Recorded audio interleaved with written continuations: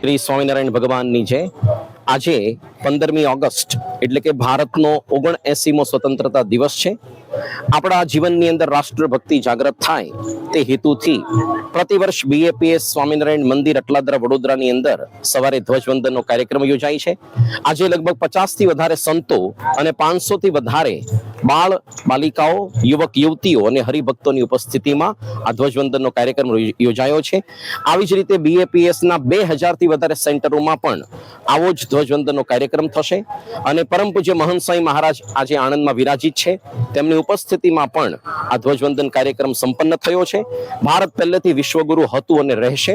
ભારતનો અર્થ જ છે ભાસુ રતઃ ઇતિ ભારતઃ, એટલે કે જે દેશ ભગવાનના આધ્યાત્મિક જ્ઞાનના પ્રકાશમાં રત છે એવું આધ્યાત્મિક ભારત, અને તેનું પોષણ આજે શાસ્ત્ર મંદિર અને સંત દ્વારા, બીએપીએસ અને ઘણી બધી સંસ્થાઓ દ્વારા દેશ વિદેશમાં થઈ રહ્યું છે.